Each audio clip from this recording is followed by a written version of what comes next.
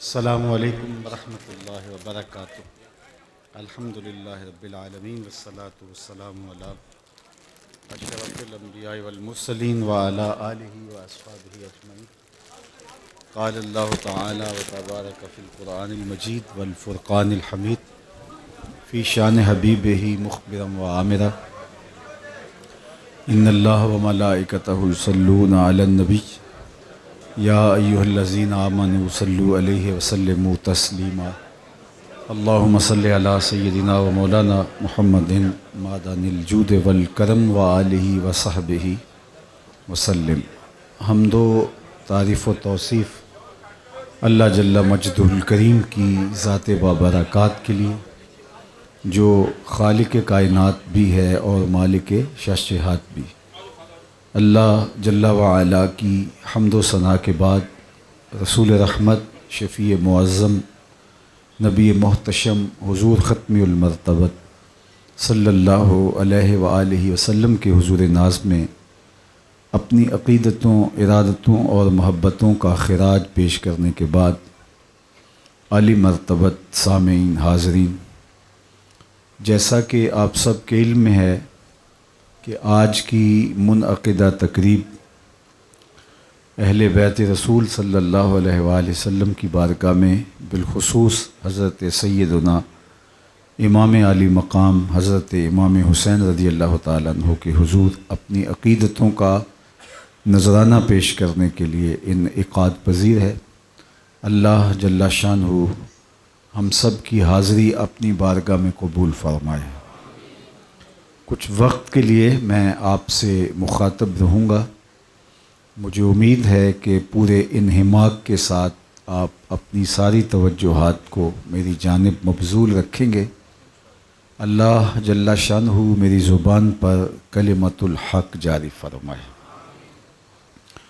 اللہ کے محبوب علیہ السلام نے ارشاد فرمایا، حضرت زید بن ارقم رضی اللہ تعالی عنہ سے مروی ہے کہ میں تمہارے اندر دو بھاری چیزیں چھوڑ کے جا رہا ہوں، ان کو مضبوطی سے پکڑ لو، میرے بعد تم گمراہ نہیں ہوگے۔ ان میں سے پہلی چیز کتاب اللہ، اللہ کی کتاب قرآن مجید، فیہ الہدی والنور فخذوا بکتاب اللہ واستمسکوا بہ، اس میں ہدایت ہے، اس میں روشنی ہے، مضبوطی کے ساتھ فرمایا اس کتاب کو پکڑ لو اور اس کو اچھی طرح سے تھام لو۔ اور حضرت زید بن ارقم رضی اللہ تعالی عنہ سے ہی ایک دوسری روایت میں یہ لفظ بھی ہیں کہ یہ جو کتاب ہے حبل ممدود من السماء الی الارض، یہ آسمان سے زمین کی طرف اللہ کی لٹکتی ہوئی رسی ہے، اس کو اچھی طرح سے تھام لو، تم کبھی گمراہ نہیں ہوگے۔ اور یہ بھی فرمایا کہ دوسری چیز جس کو مضبوطی سے تھامنے کی تمہیں تلقین کرتا ہوں، وَأَهْلُ بیتی، اور میرے اہل بیت نبوت ہیں۔ اور 3 مرتبہ فرمایا اذکرکم اللہ فی اہل بیتی، میں تمہیں اپنے اہل بیت کے حوالے سے اللہ سے ڈراتا ہوں۔ اذکرکم اللہ فی اہل بیتی، اپنے اہل بیت کے حوالے سے میں تمہیں تذکیر کرتا ہوں، نصیحت کرتا ہوں۔ پھر تیسری مرتبہ فرمایا اذکرکم اللہ فی اہل بیتی، میرے اہل بیت کے حوالے سے اللہ سے ڈرنا۔ اور زید بن ارقم رضی اللہ تعالیٰ عنہ سے مروی ترمذی کی روایت میں یہ لفظ بھی ہیں کہ وَلَن يَتَفَرَّقَا، اور اہل بیت نبوت اور قرآن یہ دونوں آپس میں جدا بھی کبھی نہیں ہوں گے، حتیٰ یرد علی الحوض، یہاں تک کہ حوض کوثر پر مجھے اکٹھے آ ملیں گے۔ تو دونوں کے دامن مضبوطی سے تھام لینا، تم ہدایت پا جاؤ گے، تم مستقیم راہوں کے مسافر رہو گے، خیر تمہارا مقدر رہے گی، بھٹکو گے نہیں، تم سچائی، حق اور حقانیت کے ساتھ رہو گے اگر تم نے قرآن اور اہل بیت نبوت کو تھام لیا اور ان کو مضبوطی سے پکڑ لیا۔ میں اور آپ آج ہم اس عالی مرتبت شخصیت کو خراج پیش کرنے کے لیے جمع ہوئے جنہوں نے دین کے لیے اپنا سب کچھ لٹا دیا. اور یہ بات کہہ لینا بھی آسان ہے، یہ کتاب، یہ بات بول دینا بھی آسان ہے، اس کو سن لینا بھی آسان ہے، ہاں سن کے آنسو بہا لینا بھی آسان ہے، لیکن نیزے کی نوک پر قرآن پڑھنا یہ حسین ابن علی کا کام ہی ہے. تپتے ہوئے ریگزار میں جس عزیمت کے ساتھ کھڑے ہوئے، جس پامردی کے ساتھ جبر کا مقابلہ کیا، حالات کی تلخیوں کے جس طرح گھونٹ پیے، اور پائے استقلال میں نہ لغزش آنے دی نہ لرزش، تاریخ کا انوکھا باب رقم کیا. لوگ سر بچانے کے لیے ہاتھ دے دیتے ہیں، امام حسین نے ہاتھ بچانے کے لیے سر دے دیا. تا قیامت قطع استبداد کر، موج خون او چمن ایجاد کر. ظلم کا راستہ روکا اور یزید وقت کے چہرے سے نقاب نوچ دیا، اور اس کا چہرہ، مکروہ چہرہ، لوگوں کے سامنے ایسے واضح کیا. صدیاں گزرنے کے باوجود بھی یزید داخل دشنام ہے، گالی بن گئی ہے، اور امام حسین رضی اللہ تعالیٰ عنہ امن کا نشان بن کے ابھرے. حضرت امام حسین رضی اللہ تعالیٰ عنہ نے یہ قیام کیوں کیا تھا؟ فضائل کا باب بہت بڑا باب ہے. ان پر ٹوٹنے والے مصائب، مشکلات، آلام، پانی کا بند ہونا، فاقوں میں وقت گزرنا، برستے ہوئے تیر، نیزوں کی انیاں، بلائیں، ابتلائیں، کٹتے ہوئے لاشیں، بہتا ہوا خون، لاشوں کے اوپر دوڑتے ہوئے گھوڑے، مخدرات اہل بیت کے ساتھ جو سلوک ہوا، یہ درد بھری کہانی ہے. لیکن میں آج کی اس مختصر مجلس کے اندر یہ ساری چیزیں تو بیان نہیں کر سکتا. بنیادی چیز میں یہ عرض کرنا چاہتا ہوں کہ حضرت امام حسین رضی اللہ تعالیٰ عنہ میدان عمل میں آخر آئے کیوں؟ تو ایک موقف یہ ہے کہ یزید بہت صالح شخص تھا، نیک تھا، تابعی تھا، قسطنطنیہ کے جہاد کا ہیرو تھا، مغفور لہو تھا، تہجد گزار تھا، شب زندہ دار تھا.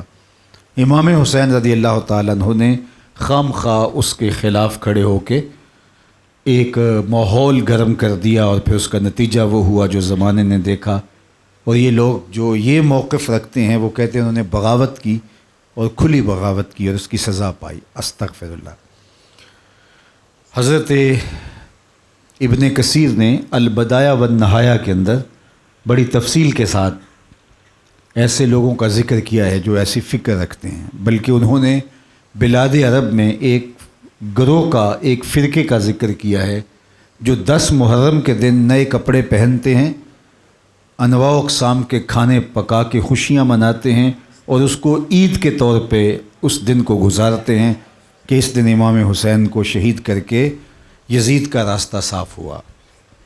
یہ ایک باقاعدہ گروہ عرب کے اندر موجود ہے جنہیں یزیدیہ کہا جاتا ہے، اور وہ جشن مناتے ہیں 10 محرم کے دن. اور یہ بات میں اپنی طرف سے نہیں کہہ رہا، معروف مورخ صاحب بدایہ والنہایہ ابن کثیر نے یہ غالباً 8ویں یا 7ویں جلد کے اندر جو ہے یہ چیز لکھی ہے. ایک تو گروہ وہ ہے کہ جو کھل کے امام حسین کی مخالفت کرتا ہے، انہیں باغی کہتا ہے، اور کہتے ہیں کہ انہوں نے اپنے کیے کی سزا پائی، اور آخرت کے اندر معاذ اللہ ان کی سزا باقی ہے. اللہ اکبر. آخرت میں اس کو سزا ملے گی جس کے بارے حضور نے کہا یہ جوانان جنت کا سردار ہے. کیسی حماقت ہے. دوسرا گروہ، دوسری فکر یہ ہے کہ یہ ایک اتفاقیہ حادثہ ہو گیا، اور اس فکر پر تو بہت سارے لوگ موجود ہیں. بعض ٹی وی چینلز کے اوپر بھی آپ نے اس طرح کی گفتگو سنی. آج سوشل میڈیا کا زمانہ ہے، آپ کچھ لوگوں کو جانتے ہیں کہ جو اس فکر کی ترویج میں لگے رہتے ہیں کہ یہ ایک اتفاقی حادثہ تھا اور یزید اس سے بالکل بری ہے، یہ سب کچھ ابن زیاد کا کیا دھرا ہے اور یزید کے کھاتے میں پڑ گیا، چونکہ حکومت اس کی تھی، وہ بالکل ایسا نہیں چاہتا تھا، لہٰذا یہ ایک سانحہ ہو گیا، ایک حادثہ ہو گیا اور اس سے یزید کو کوئی دوش نہیں دینا چاہیے، یہ دوسری فکر ہے۔ جبکہ ابن زیاد نے جب مدینہ المنورہ پر چڑھائی کے لیے یزید نے اس کو دوبارہ کہا تو اس نے انکار کر دیا۔ میں آپ کو عرض کرتا چلا جاؤں کہ یزید کی 3 سال حکومت رہی ہے اور ہر سال اس نے ایک سے بڑھ کر ایک زیادتی کی ہے۔ 61 ہجری میں یہ تخت نشین ہوا تھا، تو 61 ہجری سے پہلے تخت 60 ہجری میں اور 61 ہجری میں یہ واقعہ ہوتا ہے، کربلا کا واقعہ۔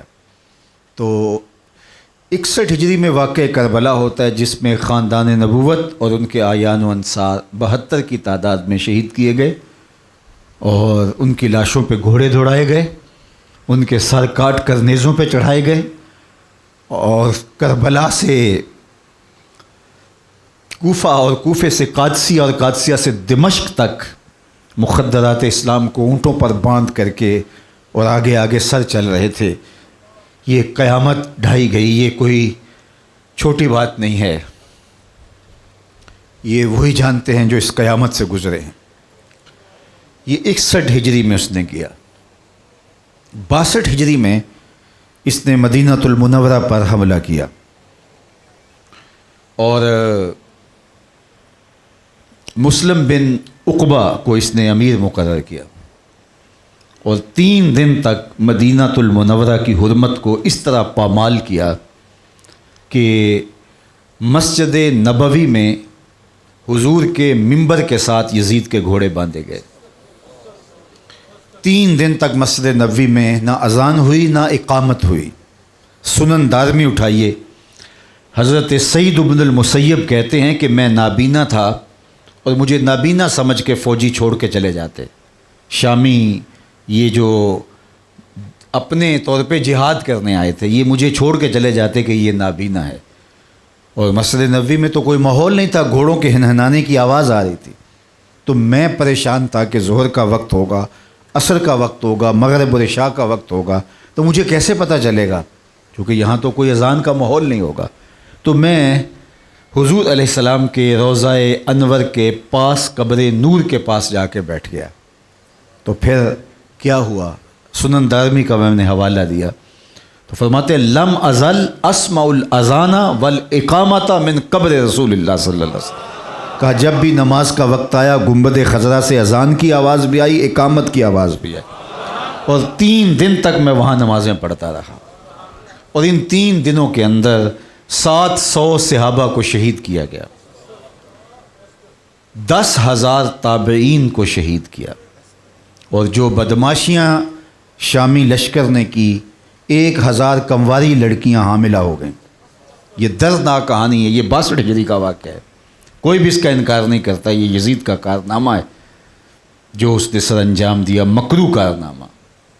بلکہ یہ کہانی اتنی دردناک ہے کہ یہ لوگوں کے گھروں میں داخل ہوتے تھے اور قتل و غارت بھی کرتے تھے، اور جو چیز ہاتھ میں آتی اس کو چھینتے بھی تھے، اور اگر کسی کے گھر سے کچھ نہ ملتا تو اس کو تھپڑ مارتے کہ تمہارے گھر سے کچھ نہیں ملا۔ کبھی یہ ڈکیتی کرنے والے ناکے لگا کے کھڑے ہوتے ہیں تو جس سے کچھ نہ ملے تو اس کی تذلیل بھی کرتے ہیں، تو یہ شامی لشکر کرتا تھا۔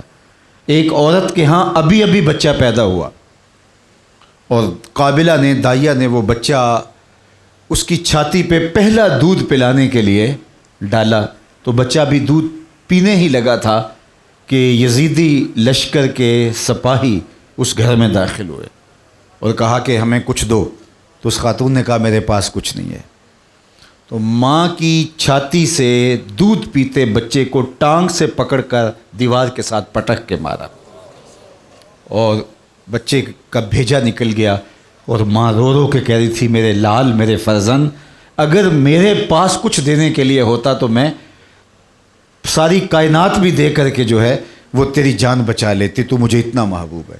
اور میں آپ کو بتاؤں کہ وہ بچہ کس کا تھا اور وہ بیوی کون تھی، خاتون کون تھی؟ آپ لرز جائیں گے۔ یہ صحابی رسول حضرت ابو کبشہ الانماری رضی اللہ تعالی عنہ کی زوجہ تھی، اور یہ فرزند ان کا تھا۔ یہ یزید کے کارنامے ہیں، سیاہ تاریخ یزید کی۔ یہ 62 ہجری کا واقعہ ہے۔ اب 63 ہجری میں آ جائیے۔ 63 ہجری کے اندر مکہ پر حملہ کیا، اور مکہ المکرمہ میں انہوں نے گولے پھینکے آگ کے، حتیٰ کہ کعبۃ اللہ کا غلاف جل گیا۔ حضرت ابراہیم علیہ السلام جب حضرت اسماعیل کو ذبح کرنے لگے تھے تو آپ سب جانتے ہیں جنت سے دمبا آیا تھا، تو اس دمبے کے سینگ کعبۃ اللہ کی چھت کے ساتھ نصب تھے، اور وہ ابھی تک موجود تھے۔ تو جب آگ لگی تو وہ سینگ بھی جل گئے۔ تو اس واقعہ کو اسی لیے جو ہے وہ واقعہ حرہ کہا جاتا ہے۔ ایک تو سخت گرمی میں یہ واقعہ ہوا، اور دوسرا اس سے بہت زیادہ نقصان ہوا۔ یہ یزید کا کارنامہ، سیاہ کارنامہ تیسرا تھا۔ اس کے بعد پھر وہ اپنے منطقی انجام کو پہنچ گیا، کلنج کے درد میں مبتلا ہو کے مر گیا۔ 3 سالوں کے اندر یہ 3 اس کے کارنامے ہیں۔ اب جو دوسرا واقعہ ہوا مدینہ المنورہ والا، اس میں ابن زیاد کو اس نے کہا کہ آپ نے کربلا والا کیس کیا ہے اور یہ بھی آپ ہی کریں گے، تو ابن زیاد نے انکار کر دیا۔ تو اس نے جب زور دیا تو اس نے کہا میں نہیں کروں گا، چونکہ میرے دامن پر جو پہلے داغ لگ گیا وہ ہی نہیں دھویا جا سکتا۔ تو کسی نے کہا کہ یہ یزید نے تمہیں کہا تھا، یہ ہم تو یہ سمجھے کہ یہ تم نے کیا ہے۔ کہا میرا حسین سے اختلاف کیا تھا، یزید کے کہنے پہ تو سب کچھ ہوا تھا، اور بصرہ سے لایا ہی ابن زیاد اس لیے گیا تھا۔ تو یہ یزید کے سیاہ کرتوت ہے، اور یہ نہیں کہا جا سکتا کہ یزید کو پتہ ہی نہیں تھا، اور یہ واقعہ ایسے ہو گیا جس طرح جو ایسے ہو جاتا ہے، اتفاقی حادثہ تھا، ایسا نہیں تھا۔ چوتھی فکر یہ ہے، تیسری فکر یہ ہے کہ یہ نہ تو اتفاقی حادثہ تھا اور نہ ہی امام حسین رضی اللہ تعالیٰ عنہ کی بغاوت تھی، بلکہ یہ 2 افراد کا ٹکراؤ تھا، اور یہ اقتدار کی جنگ تھی، رسہ کشی تھی۔ حضرت امام حسین رضی اللہ تعالی عنہ اپنا استحقاق سمجھتے تھے، تو اس کے حصول کے لیے وہ گئے، اور پھر وہاں جو واقعہ ہوا اس کا پھر نتیجہ یہ سامنے آیا۔ علامہ اقبال علیہ رحمہ نے جو حضرت امام حسین کے واقعہ کربلا پر ایک طویل مضمون نظم کیا ہے، اس میں انہوں نے بڑی خوبصورت بات کہی۔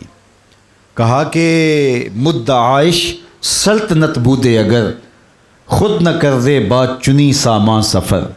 حضرت امام حسین کا مقصد اگر سلطنت کا حصول ہوتا تو پھر اتنے تھوڑے سے سامان کے ساتھ سفر نہ کرتے، اور بچوں کو ساتھ لے کر نہ جاتے، اور خواتین کو ساتھ لے کر نہ جاتے۔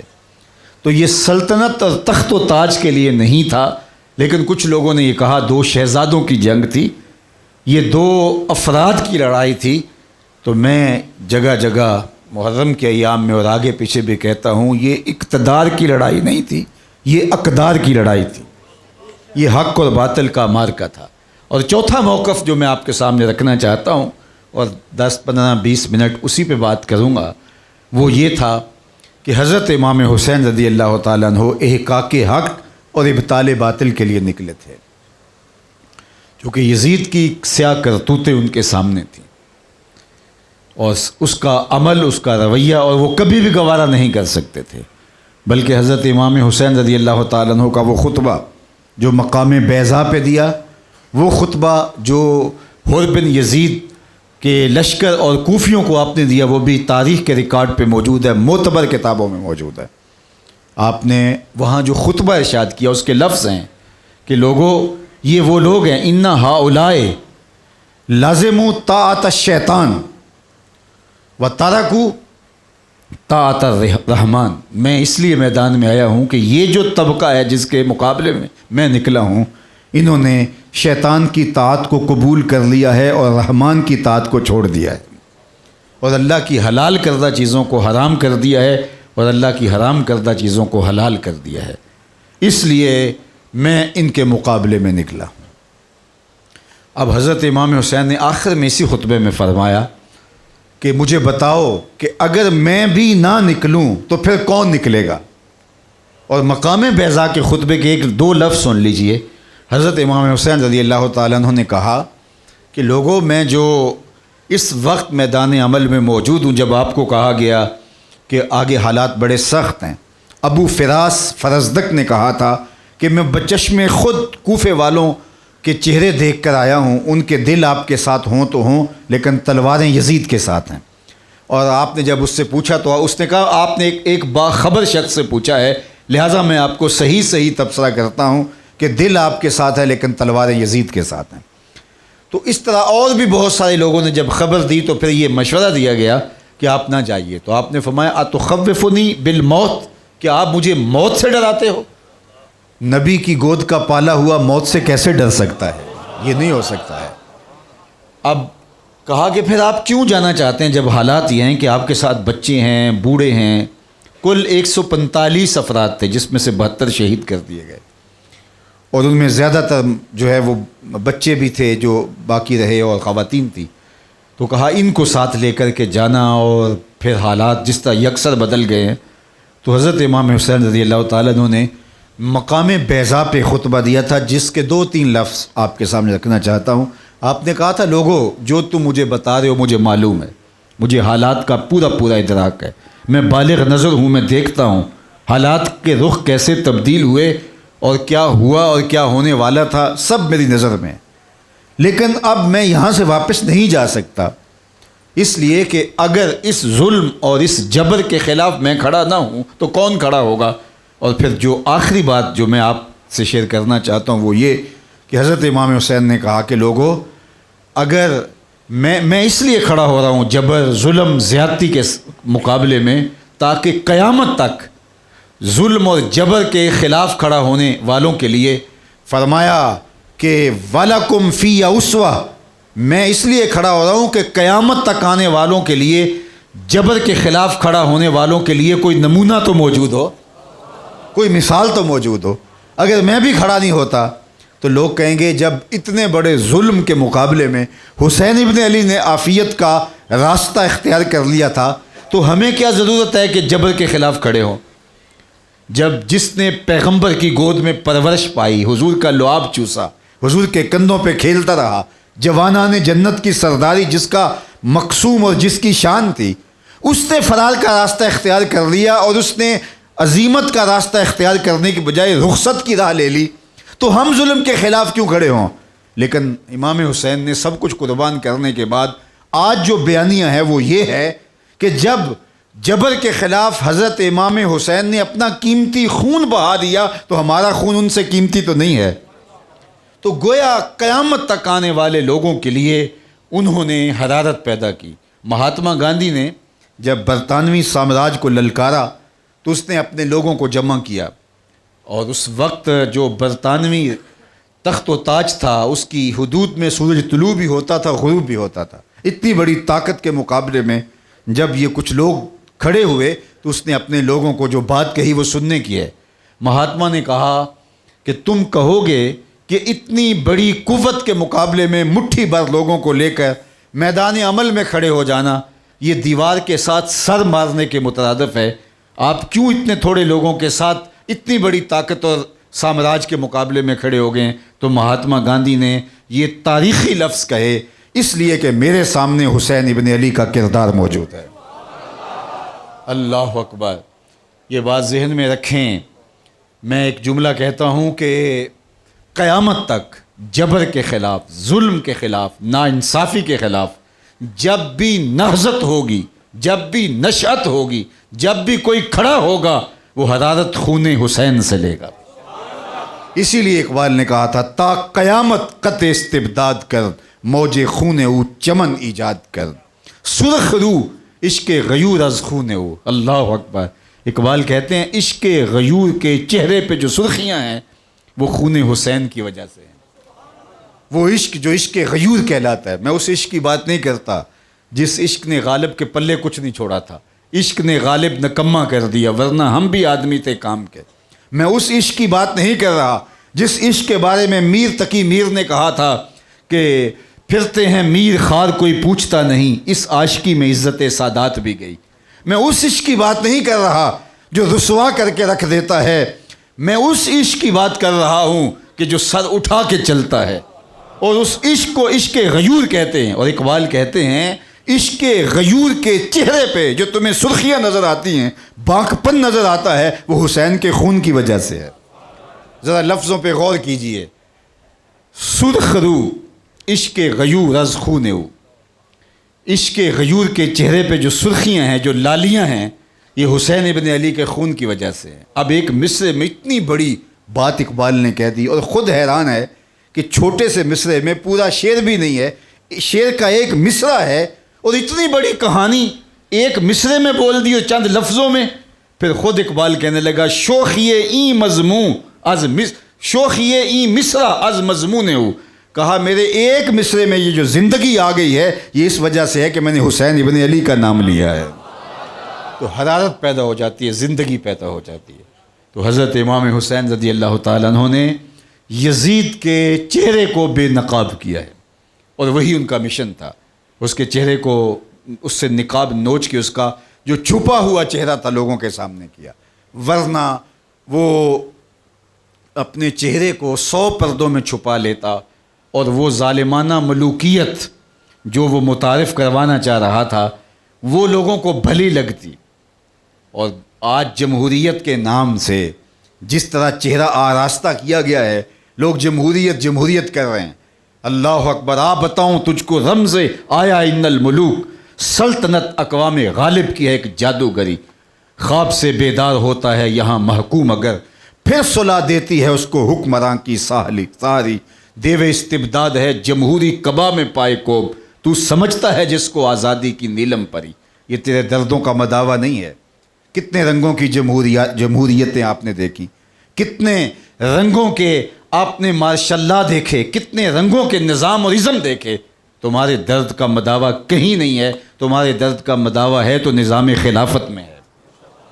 تو یزید اس نظام کو جو ملوکیت سے لتھڑا ہوا نظام تھا، اس نظام کے اوپر جو ہے وہ مختلف رنگ سجا کے پیش کر دیتا۔ امام حسین کا یہی کرنا تھا۔ انہوں نے نقاب نوچ دیا اور دنیا کو بتایا کہ یہ مکروہ چہرہ ہے، اس کو اچھی طرح سے پہچان لو، اور قیامت تک جو ہے وہ اس کی معرفت سے جو ہے وہ محروم نہ رہنا۔ یہ تھا امام حسین رضی اللہ تعالیٰ۔ کون کہتا ہے امام ہار گئے؟ امام تو جیتے ہیں۔ اگر یہ یزید اور امام حسین کی لڑائی ہوتی تو پھر کہا جا سکتا تھا یزید جیت گیا، امام حسین شہید ہو گئے، لیکن یہ حسین اور یزید کی لڑائی نہیں تھی، یہ حسینیت اور یزیدیت کی لڑائی تھی۔ امام حسین جو ہے وہ شہید ہو گئے، لیکن حسینیت زندہ باد ہو گئی۔ یزید باقی بچ گیا، لیکن یزید جو ہے وہ یزیدیت مردہ باد ہو گئی۔ اللہ اکبر، جب امام حسین کا سر انور کاٹا تو نیزے کی نوک پہ چڑھایا، یہ اس لیے فتح کے نقارے بجائے اور اپنے لشکر کو بتانے کے لیے، دیکھو یہ شہیدوں کے سر کٹے ہیں اور جو ہے وہ نیزوں پہ بلند ہے، لیکن لشکر یزید سے یہ آواز آتی، یہ کیسا سر ہے جو کٹ کے بھی سر بلند ہی ہے، یہ کٹ کے بھی اونچا ہی رہتا ہے۔ اللہ اکبر، سر خروق کامیاب اور بامراد امام حسین ہوتے ہیں۔ میں آپ کو بتاؤں کہ فتح اور شکست کا معیار کیا ہے۔ اقبال نے ایک جملہ کہا تھا، جو دلوں کو فتح کر لے وہی فاتح زمانہ۔ فاتح کون ہوتا ہے؟ جو دلوں کو فتح کرے۔ جسموں کو فتح کرنے سے فاتح نہیں ہوتا، دلوں کو فتح کرنے سے۔ مجھے بتاؤ، آپ نے کبھی شمر نام کے بچے سے ملاقات کی ہے؟ کبھی ابن زیاد نام کے فرد سے آپ ملے ہیں؟ کبھی یزید نام کے فرد سے آپ کی ملاقات ہوئی ہے؟ کبھی خولی نام کا بچہ آپ نے دیکھا ہے؟ اور اگر میں پورے ملک میں نہیں، پورے شہر میں نہیں، پنڈی اور اسلام آباد میں نہیں، صرف اسی مجلس میں ڈھونڈنے نکلوں تو مجھے کئی لوگ حسین کے نام کے ملیں گے، کوئی شبیر نام کا ملے گا۔ اللہ اکبر۔ اور اگر اپنی بیٹیوں اور اپنی بہنوں کے نام میں پوچھنے بیٹھ جاؤں اس مجمع سے تو کسی کا نام سغرا ملے گا، کسی کا نام فاطمہ ملے گا، کسی کا نام زینب ملے گا۔ اللہ اکبر۔ اور لڑکوں کے ناموں میں مجھے کوئی غلام عباس ملے گا، کوئی غلام شبیر ملے گا، کوئی حسن ملے گا، کوئی حسین ملے گا، کوئی علی اکبر ملے گا، کوئی علی اصغر ملے گا، کوئی عباس ملے گا، کوئی اون ملے گا۔ یہ نام تو پھر جیتا کون؟ اور کتنی محبتیں تجھے اے فراز چاہیے، ماؤں نے تیرے نام پہ بچوں کے نام رکھ دیے۔ اور یزید کا نام بھی مٹ گیا، اس کا تشخص بھی مٹ گیا۔ تو جیتا کون؟ جو دلوں کو فتح کر لے وہی فاتح زمانہ۔ چلو ایک موٹا سا ضابطہ جیت اور شکست کا ہم ایک اور بھی سمجھ لیتے ہیں۔ پانی پت کی لڑائیوں سے لے کر کے دور موجود کی کشتیوں تک آپ آ جائیں تو جیتا وہ ہوتا ہے جو میدان میں ڈٹا رہے، جو میدان چھوڑ کے بھاگ جائے وہ ہار جاتا ہے۔ جو جیتتا ہے وہی پھر میدان میں، اکھاڑے میں، میدان میں وہی پھر جھنڈے گاڑتا ہے اور کہتا ہے کہ جناب دیکھو دشمن بھاگ گیا۔ یہی معیار مقرر کر لیں، یہ بالکل ہمارا دیہاتی میں جو ہے وہ معیار ہے۔ جو اکھاڑے میں، جو میدان میں موجود رہے وہ جیتا ہوتا ہے، جو میدان چھوڑ کے بھاگ جائے وہ ہارا ہوتا ہے۔ تو آؤ پھر دیکھیے جنگ لگی کہاں، تو آپ کو کربلا میں ملے گی۔ تو آؤ کربلا میں دیکھو وہاں یزید ہے کہ جھنڈے حسین کے لگے ہوئے ہیں۔ آج بھی حسین ابن علی کے مرکز نور کے اوپر جھنڈا جھول رہا ہے اور آج بھی پھریرے حسین ابن علی کے لہرا رہے ہیں۔ تو یزید کی تو قبر کا بھی زمانے کو نہیں پتہ۔ مورخین نے کہا مزبلہ دمشق میں، دمشق کی کوئی روڑی ہے اس کے نیچے کہیں اس کی قبر ہے۔ یزید کی تو زمانے کو قبر کا بھی نہیں پتہ، اور حسین ابن علی رضی اللہ تعالی عنہ کے مرکز نور پہ آج بھی سرخ جھنڈا جھول رہا ہے۔ اور میں آپ کو یہ بتاؤں کہ یہ سرخ جھنڈا امام حسین کے مرکز نور پہ کیوں لگا ہے جبکہ سبز جھنڈے لگتے ہیں، اور جس مکتبہ فکر کا وہاں غلبہ ہے وہ تو سیاہ جھنڈوں کی بات کرتے ہیں، تو کچھ لوگ سبز جھنڈوں کی بات کرتے ہیں، تو یہ سرخ جھنڈا وہاں کہا ہے۔ تو ذرا غور کر لیجئے کہ عربوں میں ہوتا یہ تھا کہ جب جنگ ختم نہیں ہوتی تھی، جنگ کچھ عرصے کے لیے رکتی تھی، سستانے کے لیے وہ کچھ دیر کے لیے رکتے تھے، تو جو امیر لشکر ہوتا اس کے خیمے کے اوپر سرخ جھنڈا گاڑ دیا جاتا۔ یہ اس بات کا اعلان ہوتا کہ ہمارے فوجی کہیں سست نہ ہو جائیں، جنگ ختم نہیں ہوئی، صرف تلواروں کی دھاریں تیز کر لو اور اپنے اسلحے سیدھے کر لو، جنگ ابھی جاری ہے۔ حسین ابن علی کے مرکز نور پہ سرخ جھنڈا اس لیے جھول رہا ہے، زمانے کو بتانا چاہ رہے ہیں حسین یہ خیر اور شر کی جنگ ختم نہیں ہوئی، تمہیں کچھ لمحے سستانے کے لیے وقت دیا ہے، خیر اور شر کا مارکہ قیامت تک جاری رہے گا۔ ستیزہ کار ہے ازل سے تا امروز، چراغ مصطفی سے شرار بولہبی۔ یہ کبھی ایسا نہیں ہوگا کہ حق اور جو ہے وہ باطل کی جنگ ختم ہو جائے، یہ ہمیشہ جاری رہے گی اور ہمیشہ اس کو جاری رہنا چاہیے۔ اور حق والے امام حسین کے خون گرم سے حرارت لے کے اپنی زندگی کے اندر بجلیاں پیدا کر لیتے ہیں اور پھر وہ میدان عمل میں موجود ہوتے ہیں۔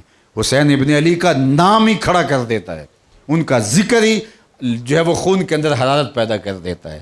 تا قیامت قطع استبداد کرد، موج خونے او چمن ایجاد کرد، اللہ اللہ بائے بسم اللہ پدر، مانائے ذبح عظیم آیت پسر، سرخ رو عشق غیور از خون او، شوخی ای مصرع از مضمون او۔ تو حضرت امام حسین رضی اللہ تعالی عنہ نے کفر اور جبر اور ظلم کہ کبھی بھی مفاہمت نہیں کی، اور کربلا کے میدان کے اندر جس طرح حضرت امام حسین پوری قوت اور پوری توانائی کے ساتھ کھڑے ہوئے اور لوگوں کو بتایا کہ میں جبر کے ساتھ کبھی بھی ایک لمحے کے لیے بھی، ایک گھڑی اور ایک ساعت کے لیے بھی کھڑا نہیں ہو سکتا، اور زمانے کو بتایا۔ اور آج حضرت امام حسین رضی اللہ تعالیٰ عنہ کا ذکر خیر ہوتا ہے، 10 محرم کا مبارک دن آتا ہے، تو وہ ساری یادیں تازہ ہوتی ہیں، اور ہمیں ان کے نقوش پا سے حرارت لے کر کے اپنی زندگی کو خیر کی راہوں پہ لگانا ہوگا، اور ہمیں اپنے آپ کو صحیح معنوں میں حسینی ثابت کرنا ہوگا۔ یہ نہیں ہے کہ ہمارے سارے رویے، سارا طرز عمل، سارا انداز یزید جیسا ہو اور لبوں کے اوپر صرف نام حسین کا ہو۔ یزید سے کیا اختلاف تھا امام حسین رضی اللہ تعالیٰ عنہ کو؟ دیکھیے امام حسین رضی اللہ تعالیٰ عنہ کو یزید نے شہید کیا، اطرت پیمبر کو یزید نے شہید کیا، 700 صحابہ اور 10,000 تابعین کو لشکر یزید نے مدینہ المنورہ میں شہید کیا اور عصمت پامال کی۔ مکہ المکرمہ کے اندر جس طرح اس نے ادھم مچایا، یہ تو امام حسین کی شہادت کے بعد کے واقعات ہیں۔ امام حسین رضی اللہ تعالی عنہ جب کھڑے ہوئے اور یزید کے مقابلے میں آئے، ان جرائم میں سے کوئی جرم بھی اس کے ذمہ ابھی نہیں تھا، نہ وہ قاتل اہل بیت تھا، نہ وہ مدینہ کے اصحاب اور تابعین کا قاتل تھا، اور نہ مکہ کی حرمت کو پامال کرنے والا تھا۔ ابھی تو یہ جرموں کی فہرست اس کے نامہ سیاہ میں بعد میں آتی ہے، امام حسین اس سے پہلے کھڑے ہوتے ہیں. تو ہمیں صرف اتنا یاد ہے کہ وہ امام حسین رضی اللہ تعالیٰ عنہ کا قاتل ہے، اطرت رسول کا قاتل ہے. لیکن امام حسین جب کھڑے ہوئے تھے تو اس وقت تو یہ نہیں تھا، تو کوئی اور چیزیں تھیں جس کی وجہ سے امام حسین کھڑے ہوئے. تو ہمیں ان چیزوں پر بھی غور کرنا چاہیے. وہ یہ تھا کہ وہ اسلام کی حرمت کو پامال کر رہا تھا. یزید شراب پیتا تھا، یزید محرمات کو حلال جانتا تھا، یزید حلال کو حرام کر رہا تھا، یزید جو ہے وہ اللہ کے دین کو پامال کر رہا تھا. اب میں اور آپ دیکھیں اور اپنے رویوں کو دیکھیں، اگر ہماری ساری کرتوتیں، سارے لچھن، سارا طرز عمل، سارا انداز معاشرت، ہمارا کاروبار، ہماری سیاست، ہمارا سب کچھ یزیدی ہو، اور 10 محرم کو ہم کہیں ہم حسینی ہوتے ہیں، تو حسین کیا تمہیں جو ہے وہ حسینی مان لے گا؟ اور تمہارا رب تمہارے دلوں کے بھید نہیں جانتا کہ تم زبان سے کہہ رہے ہو یا تمہارا عمل بھی حسین جیسا ہے؟ تو میں اور آپ دیکھنا ہے کہ کیا ہم واقعہ ہی امام حسین رضی اللہ تعالیٰ عنہ کے نقوش پاک پہ چلنے والے ہیں. وہ کسی کا شعر ہے، لیکن پہلے مصرے میں نے تھوڑا سا تصرف کیا ہے اور وہ شعر آپ کے سامنے رکھنا چاہتا ہوں کہ ہم کروڑوں ہو کر کے بھی سامراج کے غلام ٹھہرے. آج دنیا کفر کے ہم غلام ہیں اور ان کے باج گزار ہیں. ہم آزاد نہیں ہیں، یہ بات ذہن میں رکھیے گا. 47 میں ہم جو آزاد ہوئے وہ آزادی کا مفہوم ناسخ دہلوی نے اپنے لہجے میں بیان کیا، اور آج لگتا ہے اس نے بالکل درست کہا تھا. اس نے کہا تھا ہم کو آزادی بھی ملی تو کچھ ایسے ناسک، ہم کو آزادی بھی ملی تو کچھ ایسے ناسک جیسے کمرے سے کوئی صحن میں پنجرا رکھ دے. ہمیں کمرے سے نکال کے صحن میں رکھا گیا ہے. اب سبزہ بھی نظر آتا ہے اور ہمیں لگتا ہے کہ ہم آزاد ہو گئے ہیں، لیکن حقیقت میں ہم آزاد نہیں ہیں. خواب سے بیدار ہوتا ہے یہاں محکوم، اگر پھر سلا دیتی ہے اس کو حکمراں کی سہاری. دیو استبداد ہے جمہوری کبا میں پائے کوب، تو سمجھتا ہے جس کو آزادی کی نیلم پری. یہ آزادی کی نیلم پری نہیں ہے، یہ دیو استبداد ہے، یہ جبر کا شیطان ہے اور ہمیں پائے کوب ہے اور یہ پاؤں مارتا ہوا آ رہا ہے اور جو ہے وہ ہماری آزادی کو سلب کیے بیٹھا ہے. تو حضرت امام حسین رضی اللہ تعالی عنہ کی عظمتیں دیکھیے. اب شعر کو اب آپ سمجھیے کہ ہم کروڑوں ہو کر کے بھی سامراج کے غلام رہے. حسین تیرے 72 سروں کو سلام، حسین تیرے 72 سروں کو سلام. 72 ہو کر کے انہوں نے شخصی آزادی کا نعرہ بلند کیا اور جو ہے وہ عزت نفس کا نعرہ بلند کیا اور انسانی آزادی کا نعرہ بلند کیا. اور آج دنیا کے سامنے امام حسین رضی اللہ تعالیٰ عنہ سرخرو ہیں. یزید داخل دشنام ہو گیا، اگرچہ یزیدیت آج بھی موجود ہے لیکن مکروہ بن کے موجود ہے. یزید ختم نہیں ہوا، یزید اپنے دور کا آج بھی دندنا رہا ہے. کسی نے کہا تھا کہ یزید وقت کے آج بھی حکمراں ہیں زمانے میں، حضور امت مظلوم ابھی کربلا میں ہے. آج بھی امت کربلا میں ہے اور وقت کے یزید آج بھی دندنا رہے ہیں. لیکن اب یزید کے چہرے پہ وہ نقاب نہیں رہا، ورنہ وہ ملوکیت کے نقاب کو ایسے سجاتا اور سنوارتا کہ لوگ اس کو اپنا نجات دہندہ سمجھ لیتے اور یزید جو ہے وہ معتبر مانا جاتا. امام حسین نے اس کے چہرے سے نقاب نوچ دیا اور بتایا کہ حق کیا ہے اور باطل کیا ہے. باقی رہی بات کہ وہ اپنی جان کی بازی ہار گئے، بظاہر لگتا تو یہی ہے کہ ان کا خاندان جو ہے وہ کٹ گیا اور لاشوں پہ گھوڑے دوڑائے گئے. میں پوچھتا ہوں اگر امام حسین عزیمت کا راستہ اختیار نہ کرتے، رخصت کی راہ لے لیتے، میدان کربلا میں نہ آتے، تو کیا آج تک ہمارے اندر موجود ہوتے؟ آخر پیغام موت تو آنا ہی آنا تھا. تو چے بر تخت مردن چے بر خاک، سعدی کہتے ہیں کیا تخت پہ مرنا اور کیا تختے پہ مرنا، اس سے کیا فرق پڑتا ہے؟ خاک پہ مرنا اور تخت کے اوپر مرنا اس سے کوئی فرق نہیں پڑتا ہے. امام حسین رضی اللہ تعالیٰ عنہ کی لاش پہ گھوڑے دوڑائے گئے اور ان کے استخوان مبارک چور چور ہو گئے، نیزوں پہ جو ہے وہ ان کے سر انور چڑھائے گئے، اذیتوں سے گزرے. امام حسین رضی اللہ تعالیٰ عنہ کا جب بعد میں پیراہن اتارا تو 113 سوراخ تیروں کے تھے. آپ کے پیراہن میں 113 سوراخ تیروں کے تھے اور آپ کے جسم پر 33 گھاؤ تلواروں کے تھے. کتنا درد اور کتنی اذیت اور کتنی تکلیف سے گزرے، اور 72-71 لاشوں کو کندھوں پہ اٹھا کے خیموں تک لانا، یہ تماشا لب بام تھوڑا ہے، یہ حسین ابن علی کا ہی جگرا ہے. جتنی دور سے لاشیں اٹھا کے گنج شہیدہ میں لا کے رکھتے تھے، خیموں کے پاس لا کے رکھتے تھے، اتنی دور تو مجھے اور آپ کو 72-71 بار جانا پڑے تو ہمارے اعضاء شل ہو جائیں، لیکن جوان بیٹے کی لاش اٹھا کے آنا، اللہ اکبر، کبھی 6 ماہ کے بیٹے کی لاش اٹھا کے آنا، کبھی بھانجوں کی لاشیں اٹھا کے لانا، کبھی بھائی کی لاش اٹھا کے لانا، یہ کوئی تماشا لب بام ہے؟ یہ حوصلہ حسین ابن علی کا ہی ہے، اللہ اکبر۔ اور پھر آپ جانتے ہیں کہ قاتل نے جب سر حسین کاٹا تو سر سجدے میں جھکا ہوا تھا، اللہ اکبر۔ دست قاتل نے جب حسین ابن علی کا سر کاٹا تو وہ سجدے میں جھکا ہوا تھا، اور جب کاٹ کے نیزے کی نوک پہ چڑھایا تو انداز یہ تھا کہ کٹی ہوئی گردن کا رخ آسمان کی طرف اور پیشانی کا رخ زمین کی طرف۔ ایک شاعر نے نقشہ باندھا، بآں کے سر نیزے پہ اور سوئے زمیں ہے روح، بآں کے سر نیزے پہ اور سوئے زمیں ہے روح، یعنی آپ کا سر نیزے پہ ہے لیکن چہرے کا رخ زمین کی طرف ہے، کیوں؟ یعنی سجدہ ثانی کی ہے آرزو۔ رکعت کے 2 سجدے ہوتے، ابھی ایک سجدہ ہوا تھا، دست قاتل نے سر کاٹ لیا، امام حسین نیزے کی نوک پہ دوسرے سجدے کی آرزو کر رہے۔ میں اپنی گفتگو کو ختم کرتے ہوئے آپ کے سامنے حضور علیہ الصلوۃ والسلام کے دور نور میں ایک ہونے والے واقعہ کی طرف نشاندہی کر کے اپنی بات ختم کرتا ہوں۔ آخری حج تھا جب حضور نے فرمایا حجۃ الوداع کا موقع، تو ایک صاحب لبیک لبیک کہتے ہوئے حج کی طرف آ رہے ہیں، میدان عرفات کی طرف بڑھ رہے ہیں، لیکن اونٹ سے گر گئے اور گرنے کی وجہ سے ان کی گردن کی ہڈی ٹوٹ گئی اور انتقال ہو گیا۔ تو لوگوں نے حضور علیہ السلام سے عرض کی حضور کیا کریں؟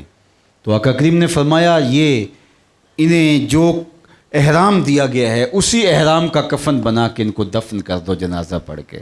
اور پھر میرے حضور نے فرمایا کل قیامت کے دن جب لوگ قبروں سے اٹھائے جائیں گے یہ بھی اٹھے گا، لیکن ملبین، یہ لبیک لبیک پکارتا ہوا اٹھے گا، چونکہ کوئی جس حالت میں انتقال کرتا ہے اسی حالت کے اندر وہ اٹھایا جاتا ہے۔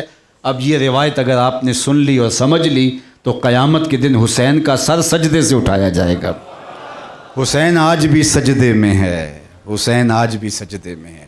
اتنا طویل سجدہ کسی نے نہیں کیا جو حسین ابن علی نے کیا۔ آواز آ رہی تھی اس پیاسے پر علی شیر خدا کو ناز ہے، اس نواسے پر محمد مصطفیٰ کو ناز ہے، اوروں نے بھی سجدے کیے اس کا عجب انداز ہے، اس نے وہ سجدہ کیا جس پر خدا کو ناز ہے۔ آج رب نے بھی فرشتوں سے کہا تھا، تم کہتے تھے زمین پہ نائب بنانے والا ہے، سجدے تو ہم کرتے ہیں، تسبیحات تو ہم کرتے ہیں، ذرا آؤ میرے حسین کے سجدے کو دیکھو۔ اللہ اکبر، وہ حسین ابن علی جن کی عظمتوں کو آج ہم خراج پیش کرنے آئے ہیں، ہمارے بدن کے سارے بال زبانیں بن جائیں، ان کی عظمتوں کے ترانے پڑے لگ جائیں، حق ادا نہ ہو۔ اللہ جل شانہ ہمارے محترم میزبان اور ان کے جتنے بھی رفقا ہیں، اللہ سب کو جزائے خیر عطا فرمائے، اور آج کی مجلس میں جس شوق فراواں کے ساتھ، جس محبت کے ساتھ آپ لوگ تشریف لائے، اس کا بہتر اجر آپ کو عطا کرے۔ کار ما آخر شدو آخر زما کار نشد، مشت خاک ما غبار کوچائے یار نشد۔ الحمدللہ رب العالمین والصلاۃ والسلام علی اشرف الانبیاء والمرسلین۔ اللہ اٹھے ہوئے ہاتھ کبھی بھی خالی نہ موڑے جائیں، پھیلی ہوئی جھولیاں رحمتوں سے بھر دی جائیں، بخت کی بہاریں نصیب ہوں اور مقدر کی خزائیں رخصت فرما دی جائیں۔ راجہ اعجاز صاحب، راجہ محمد پرویز صاحب اور حاجی فضل کریم اور جناب فرید احمد اتاری صاحب، ان کے والد گرامی کی بخشش و مغفرت، اور بھی بہت سارے نام ہیں اللہ جن کے لیے دعا کا کہا گیا، اور جتنے لوگ موجود ہیں اللہ سب کے حق میں دعائیں مستجاب فرما اور اپنی خاص کرم نوازیاں ان کی زندگیوں میں اتار دے، دنیا دین آخرت معاش اور معاشرت کی برکتیں عطا فرما۔ آج کی مجلس کا ایک ایک لمحہ ایک ایک ساعت قبول فرما، اپنی خاص عنایتوں اور کرم نوازیوں سے مالا مال کر دے۔